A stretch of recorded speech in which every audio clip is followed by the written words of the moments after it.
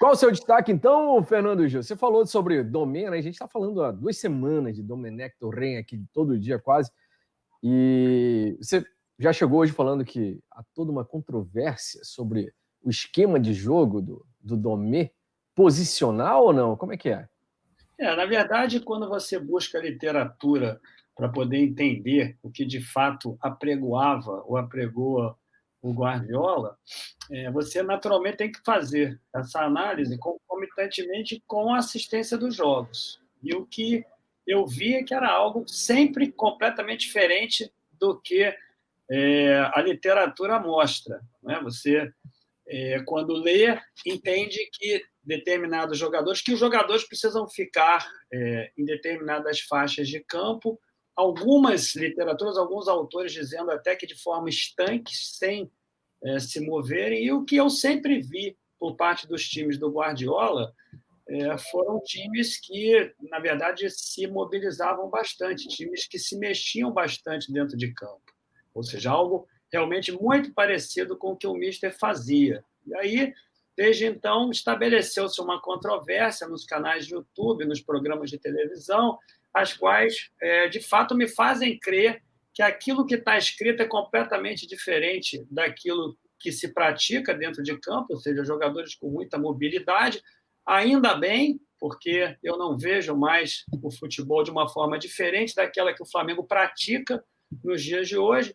E aí entendi que o Guardiola quis nomenclaturar tudo aquilo que ele escreve sobre a forma como os times dele ganharam de sistema posicional, mas que nada mais, nada menos é do que o time que tem sede pela posse de bola, um time que joga com muita intensidade, movimentando-se muito, com vários jogadores ingressando dentro da área para poder aproveitar as oportunidades. Algumas variações táticas que são normais em função das peças que estão disponíveis pelo time, né, à disposição dos jogadores. Então, Simon, eu, sinceramente, não consegui enxergar grande diferença nos times, no propósito dos times do Guardiola para o time do Mister, que é a nossa maior preocupação, ou seja, preservando todas as conquistas que nós tivemos em função da revolução que ele implementou, revolução no Flamengo, resgate do Flamengo vencedor, provocador, proativo, que nós tínhamos no final da década de 70 e início da década de 80. E é inevitável essa comparação, né, Gil? Todo mundo associa o Torren ao Guardiola, o próprio Guardiola.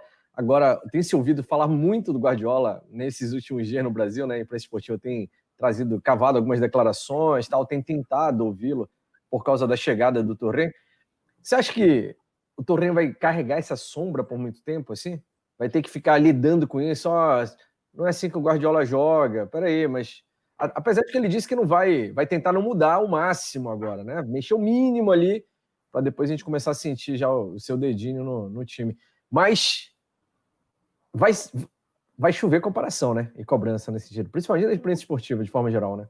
Ele carrega 2 fardos muito pesados. Primeiro, ele vem substituir um técnico que foi vencedor, que não ganhou apenas, ele não ganhou partidas e títulos apenas, ele quebrou muitos recordes. O Flamengo se acostumou a ver o Flamengo acachapante dentro de campo, quebrando todos os recordes, inclusive até em algo que está me preocupando muito, depois os companheiros podem falar se eles preocupam também, com relação a um recorde de geração de impedimentos. Eu falei isso ontem no meu canal, no Grupo Campo. O Flamengo foi um grande gerador de impedimentos no ano passado, com linhas de defesa muito bem montadas e uma marcação pós-perda, com pressão pós-perda muito bem realizada. Então, ele já chega aqui no Brasil, um ambiente diferente daquele que ele vive, um ambiente que, inclusive, nós sabemos não é muito agradável, estamos numa situação muito difícil com relação à questão pandêmica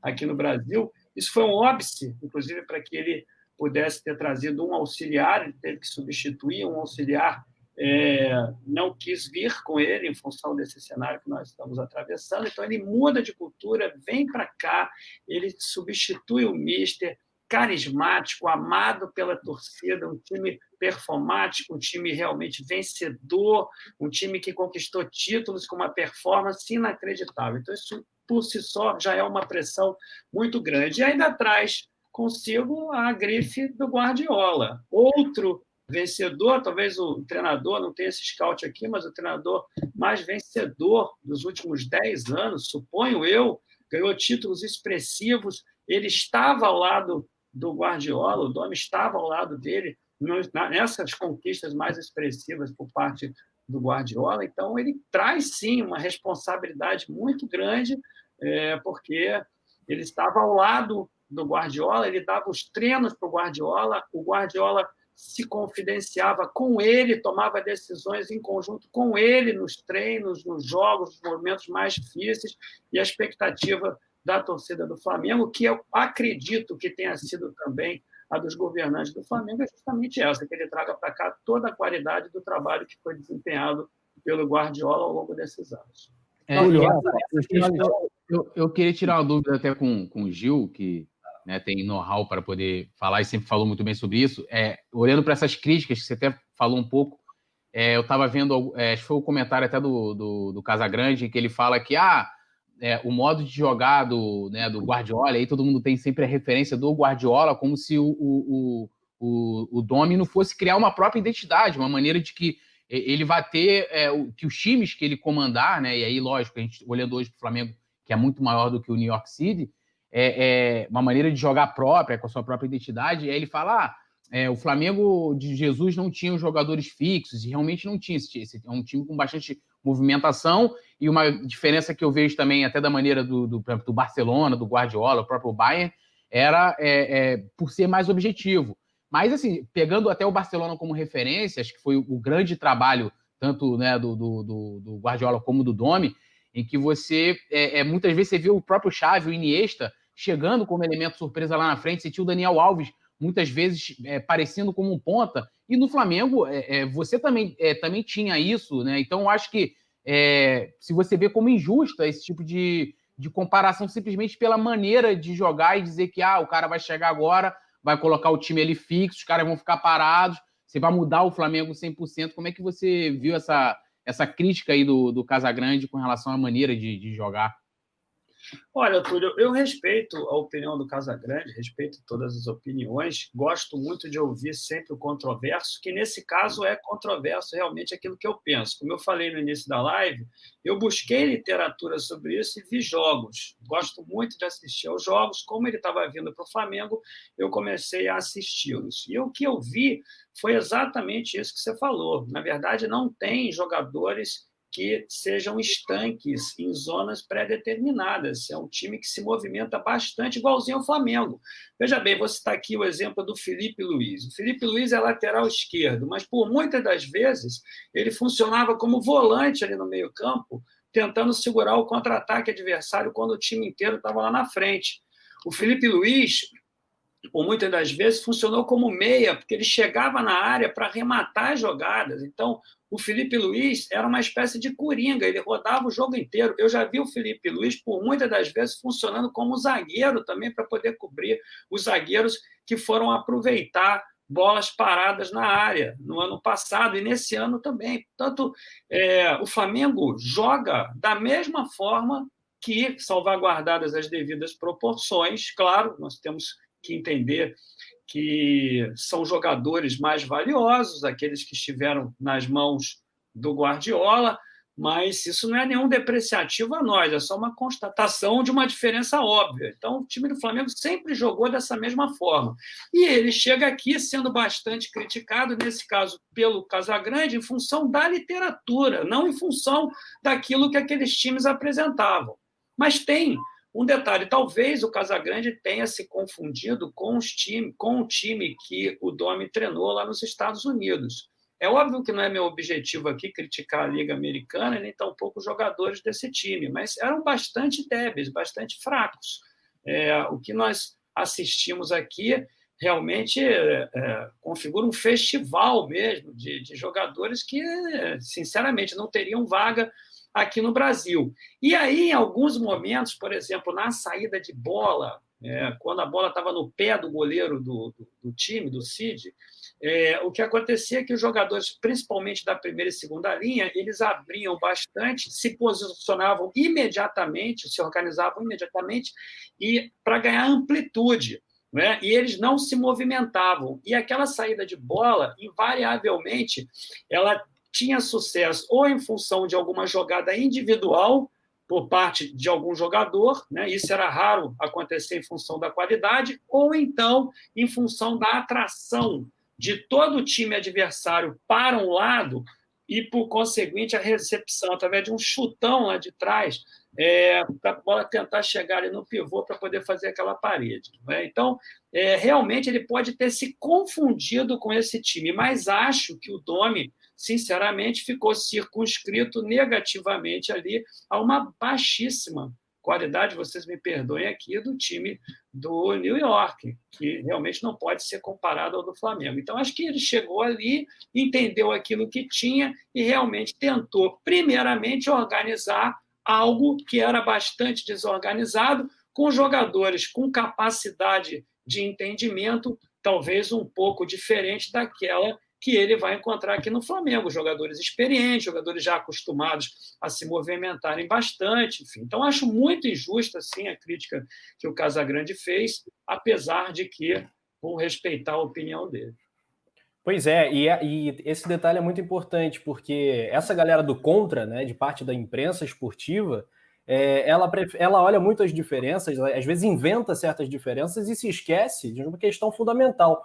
O Domi e o Jesus são frutos do mesmo pé, que é a escola Cruyff, Johan Cruyff, a filosofia propositiva, o jogo para frente, ofensivo. Existem diferenças pontuais. A questão da linha que você apontou, e eu até acho que uma reflexão que nós aqui, que pensamos o Flamengo, temos que fazer. O Mari faz muita falta nesse esquema de jogo onde a zaga fica muito avançada.